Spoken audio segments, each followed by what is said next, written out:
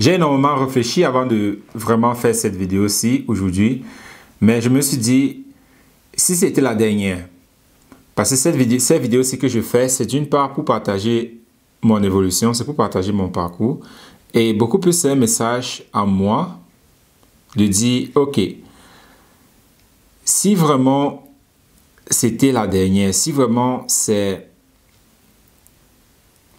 le dernier jour que tu avais à vivre sur Terre, si c'était la dernière semaine que tu avais à vivre sur Terre, comment est-ce que tu la vivrais?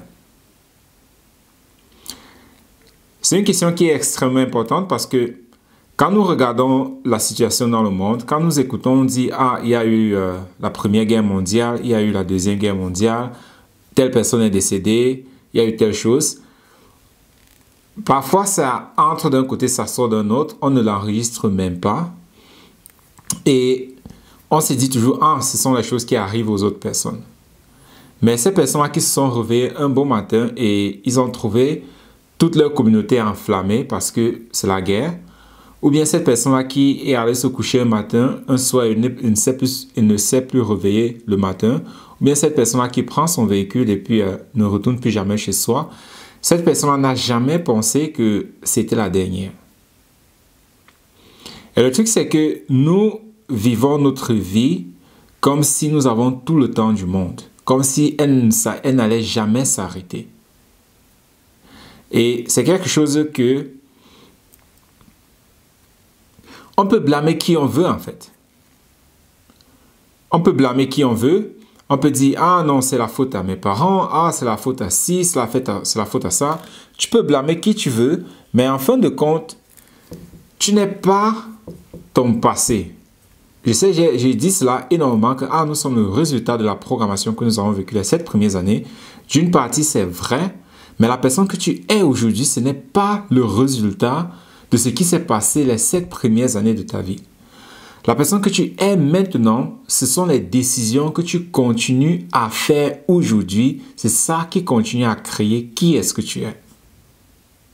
Donc, de continuer à nous lamenter, de continuer à nous plaindre tout en disant que « c'est parce que telle chose s'est passée, c'est parce que ma maman n'était pas là, c'est parce que mon papa ne m'a jamais aimé. » De continuer à se plaindre de la sorte, cela montre toujours jusqu'à quel point est-ce que nous continuons à rester dans cette mentalité-là vraiment de victime, de loser, et nous continuons à chercher toute forme d'excuse pour ne pas prendre en fait les choses par nos propres mains, de telle sorte que nous pouvons les changer. Et c'est quelque chose que nous devons commencer à comprendre cela aujourd'hui parce que les temps sont en train de changer. Et on a toujours dit ça que les temps sont en train de changer, les choses ont toujours changé. Mais la façon dont les choses sont en train de changer présentement, c'est quelque chose, c'est du jamais vu, c'est une première.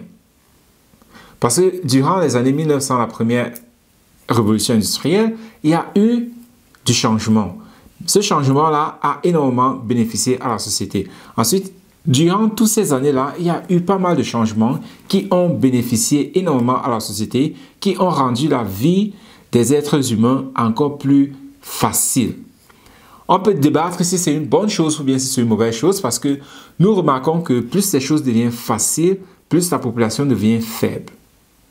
Parce que si je n'ai même plus à sortir de ma maison pour trouver à manger, pour trouver à boire, pour me nourrir, qu'est-ce que je fais alors d'efforts pour obtenir? Même le boulot aujourd'hui, tu t'en vas, tu t'assois pendant quelques heures et ensuite tu rentres chez toi. Donc, tellement de choses ont été détruites tellement de choses ont changé qu'aujourd'hui, nous n'avons même plus besoin de faire quoi que ce soit pour vivre. Et tout cela donc contribue à que la société devienne de plus en plus faible. Voilà pourquoi aujourd'hui, énormément de filles se plaignent qu'il n'y a plus d'hommes là-bas d'ailleurs. Tous les garçons sont mous, faibles, inutiles. Pourquoi? Ça, c'est le résultat de l'avancée technologique que nous avons eue. La différence maintenant avec le changement que nous avons aujourd'hui, c'est que c'est un changement complètement différent de tout ce que nous avons eu jusqu'à présent. tous les changements que nous avons eus jusqu'à présent, ce sont les choses qui ont plutôt... Quand nous regardons la voiture, par exemple, la voiture a remplacé les chevaux. Quand nous regardons le téléphone, par exemple, le téléphone a remplacé les lettres. Avant, on avait besoin d'écrire un courriel, on envoyait par la poste, c'est là qu'on communique, c'est comme ça qu'on communiquait. Donc, ça veut dire, le changement là-bas était principalement toujours linéaire. Mais cette fois-ci, avec l'intelligence artificielle et la robotisation, nous sommes en train de faire face à un changement vertical.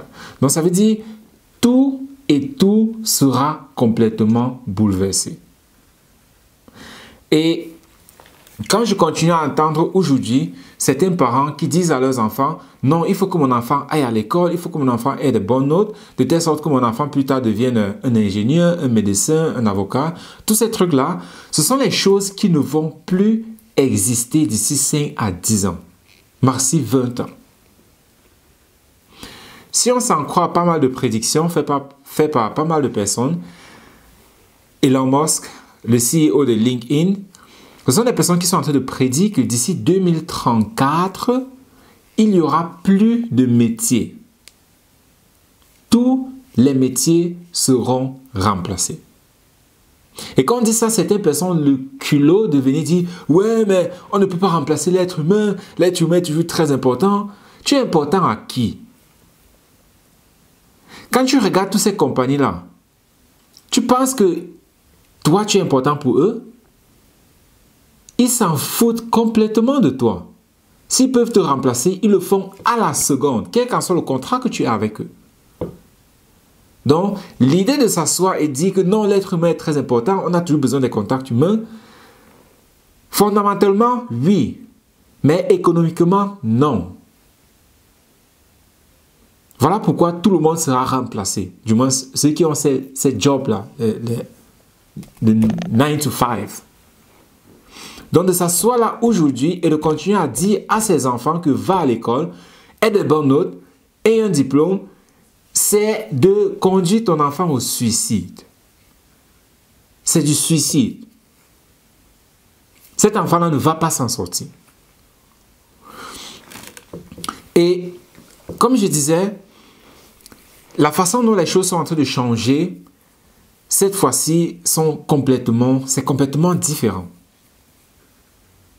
C'est complètement différent. Il n'y aura plus rien à faire. Pratiquement rien. Et toi qui es en train de regarder ça, tu n'as pas été programmé pour réussir, pour avoir un business, pour savoir comment faire du business, pour savoir comment faire la vente. Tu n'as pas été programmé pour ça. Par conséquent, tu ne vas pas pouvoir t'en sortir. Ce qui fait que nous sommes en train de faire face à une période extrêmement unique. Et c'est unique la période dans laquelle nous sommes en train de vivre. Ce qui fait que si nous continuons à mettre la responsabilité de ce qui se passe dans notre vie, les choses que nous n'arrivons pas à faire, les choses qui ne vont pas bien dans notre vie, si nous continuons à pointer le doigt sur une autre personne, la qualité de ta vie ne va faire que s'empirer. Et aujourd'hui, le monde a été tellement efféminé que nous n'avons plus vraiment de structure dans le monde. Le monde, depuis un très bon moment, est contrôlé et gouverné par le féminin. Et quand le féminin est en charge de quelque chose, quand le féminin est responsable de quelque chose, alors c'est le déclin. C'est le déclin de cette chose-là, c'est le déclin de cette société-là. Et c'est ça que nous avons aujourd'hui. Problème avec ça, c'est que toi qui es en train d'écouter ceci, si tu aspires à être libre, déjà que tu n'es pas libre présentement, mais si tu aspires à avoir plus de liberté dans ta vie, tu dois vraiment revoir comment est-ce que tu vis ta vie. tu dois vraiment revoir comment est-ce que tu es en train de vivre présentement. Tu dois vraiment revoir toutes les excuses que tu continues à faire aujourd'hui, que « Ah non, j'ai pas le temps. Ah non, c'est trop cher. Ah non, c'est compliqué. Ah non, c'est monté. Ah non, ma maman est montée. Ah non, l'Afrique est montée. Je dois aider les gens en Afrique. Je dois faire ci, je dois faire ça. » Tu dois commencer à savoir que toutes les excuses que tu es en train de faire présentement pour ne pas changer. Parce que le but vraiment, c'est de changer qui tu es. Parce que la vie que tu as présentement, c'est le résultat, en fait, de tes croyances. Et si tu écoutes les vidéos que je fais ici depuis longtemps, j'entre vraiment en profondeur de quand nous disons, OK, ce sont tes croyances qui créent ta vie. Qu'est-ce que cela veut fondamentalement dire? Parce que c'est une chose de reciter, oui, ce sont mes pensées qui créent ma vie, et ainsi de suite. Mais c'est une autre chose vraiment d'appliquer cela de telle sorte que tu puisses sortir de la médiocrité dans laquelle tu es présentement. Parce que tu n'as plus le choix en fait. Le choix que nous avions jusqu'à présent est en train de disparaître. Le choix que nous avons eu jusqu'à présent est en train de disparaître. Tu n'as plus le choix. Ton temps est limité.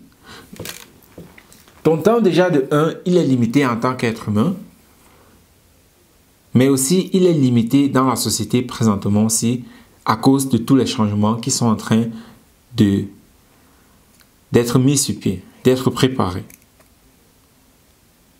Le problème avec ça, c'est que toi, tu penses que ceux qui contrôlent le monde, tu penses qu'ils se soucient de toi. C'est ça que tu penses. Voilà pourquoi tu continues à croire que les choses vont bien aller.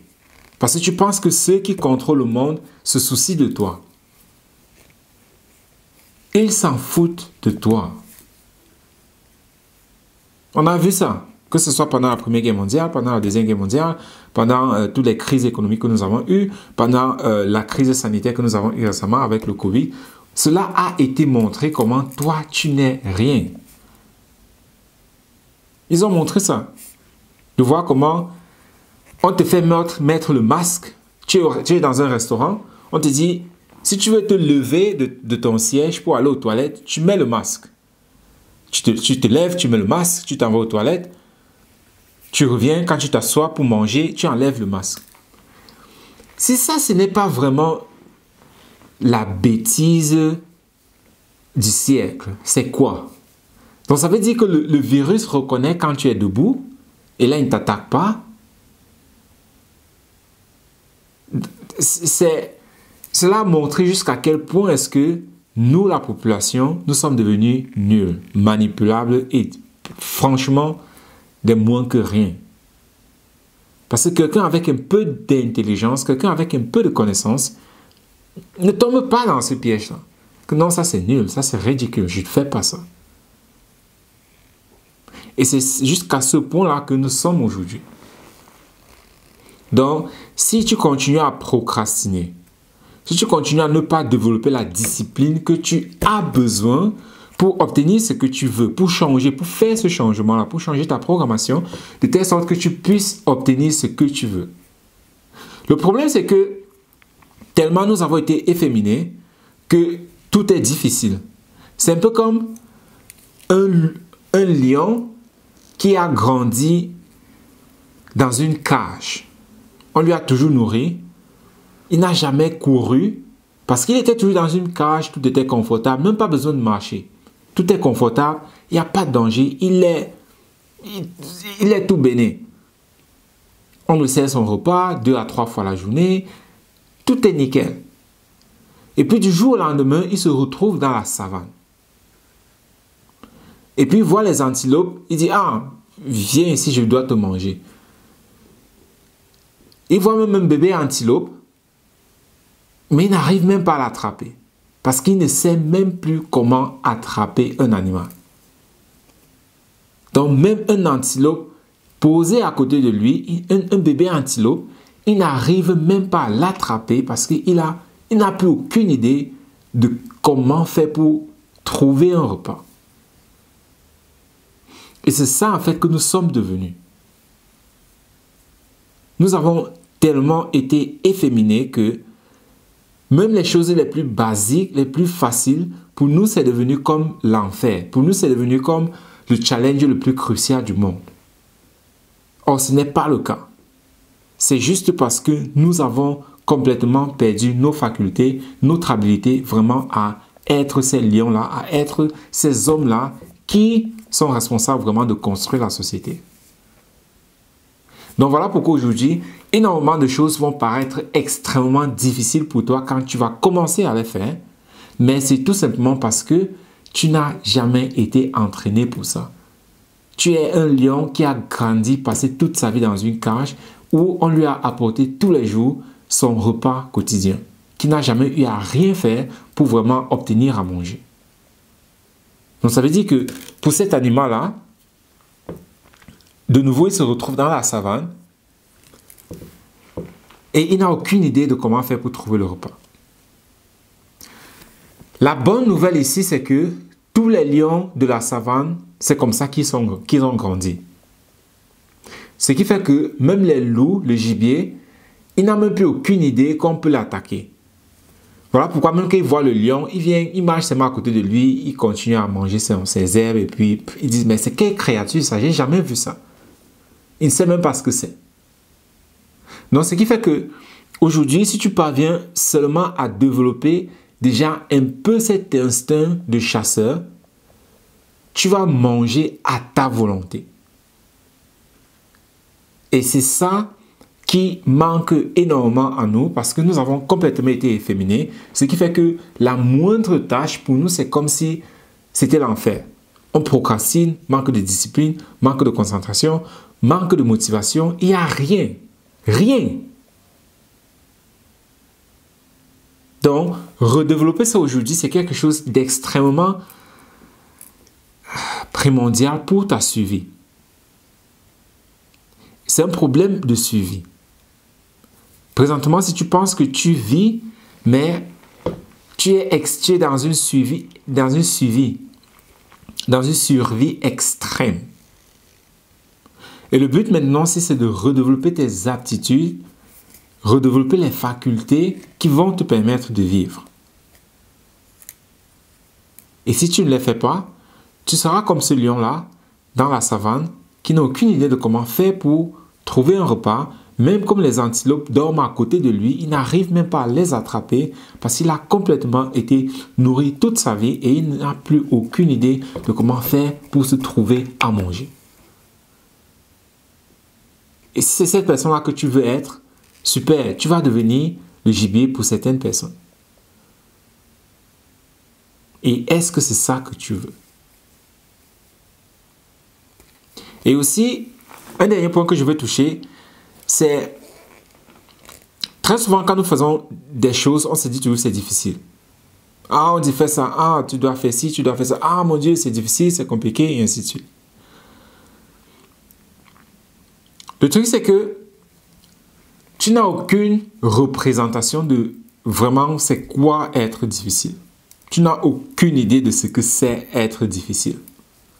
Tu as passé tout ton temps à regarder la pornographie, à regarder Netflix, à regarder des conneries, ce qui fait que tu n'as jamais rien fait de ta vie. Et aujourd'hui, alors, tu n'as aucune idée vraiment de c'est quoi travailler. Dès que tu t'en vas au travail, après une heure de temps, tu dis « Ah, je suis fatigué, je travaille depuis, j'ai besoin d'une pause café. » C'est jusqu'à ce niveau-là que nous sommes devenus. Et avec ça, comment est-ce que tu comptes survivre dans un environnement où il y a des lions qui sont nés et grandis dans la savane? Quelles sont tes chances de survie? Donc, redévelopper ces disciplines-là, redévelopper ces facultés-là, travailler sur toi pour changer ta programmation. Aujourd'hui, c'est un problème de survie. Si tu veux survivre, alors tu dois le faire parce que tu n'as plus le choix. Le problème, c'est que, comme je l'ai décrit, tu es ce lion-là qui a grandi et vécu dans la cage où on lui a toujours apporté son repas. Le problème avec ça, c'est que la personne qui ne fait que t'apporter le repas, ils sont en train de disparaître. On va tous les exterminer. Ce qui fait que toi, le lion dans la cage, tu n'auras plus rien à manger. Et c'est ça que l'intelligence artificielle est en train de faire avec les travaux, les 9 to 5. L'intelligence artificielle est en train d'enlever tout cela. Tous ces 9 to 5 jobs. Il n'y en aura plus. Ça va disparaître. De la médecine jusqu'aux avocats, tout cela va disparaître. Parce que beaucoup de personnes disent, ouais, mais la médecine, mais moi je travaille dans le domaine de la santé, on aura toujours besoin de personnes. Jusqu'où est-ce qu'il faut être égoïste? Il faut être, pas égoïste, mais jusqu'où est-ce qu'il faut être ignorant pour s'en rendre compte que même dans le domaine de la médecine, c'est du business.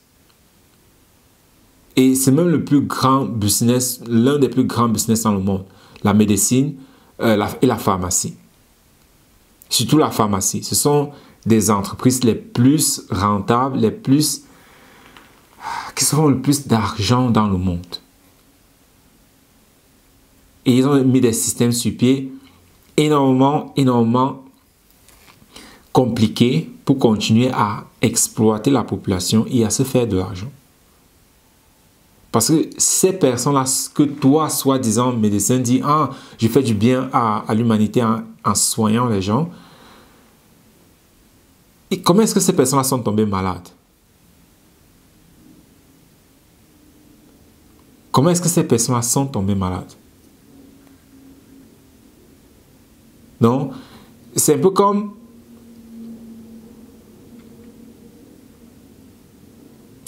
quelqu'un qui a quelqu'un qui, par exemple, prenons un truc simple. Quelqu'un qui boit tout le temps. Il boit et puis ça lui cause des problèmes gastriques. Chaque fois qu'il vient à l'hôpital, on lui dit, oh, tu peux continuer à boire, il n'y a pas de souci, mais prends ce médicament-ci. Prends cette capsule-ci. Bois, oui, bois comme tu veux, mais prends cette capsule-ci. C'est un peu ça la médecine, aujourd'hui. C'est comme ça que la médecine fonctionne aujourd'hui. Ils s'en foutent que tu soignes, on veut juste atténuer un peu ta douleur, de telle sorte que tu reviennes encore d'ici quelques jours, pour qu'on se fasse de l'argent sur toi. Donc, même si tu es dans ce domaine-là, tu penses faire du bien, tu n'es pas en train de faire du bien à l'humanité. Pas du tout. Tu es juste là, comme tout le monde, en train de chercher de l'argent. Et de penser que, parce que tu fais quelque chose de humanitaire, ton travail ne sera jamais remplacé. Alors là, tu te trompes. Même la médecine, même les médecins, aides-soignants, tout ça, infirmières, vous seriez remplacés. Parce que les robots sont moins chers que vous.